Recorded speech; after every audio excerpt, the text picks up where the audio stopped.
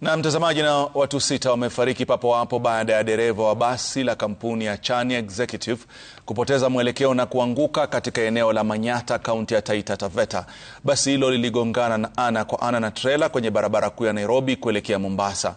Kwa mujibu wa walioshuhudia mkasa huo, dereva wa basi hilo alikuwa akijaribu kupita magari mengine na kisha kupatana na trela kumradhi ana kwa ana.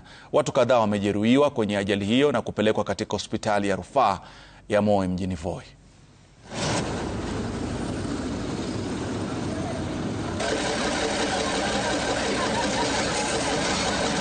Hii barabara yenyewe ni mbovu hapa. Inataka kuanziwa bumps kuanzia pale chini mpaka mhadi kwa kina Welawela. Unaona? Hiyo bumps ndio itaokoa hiyo ajali ziko hapa kwa saa hii. Lakini ukisema eti tunaangalia mambo mengine, tutaisha na ukweli, na hapa mahali kunatakiwa bumps. Watu wa basi wao makini,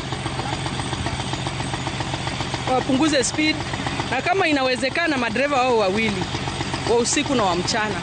Kufika hapa tumekuta watu wamelala chini wamekufa, lakini mimi ninaomba madereva wa mabasi wakae waangalifu, manake wana overtake bila kujua, na mimi nimesema muangalie na muachukulie hatua.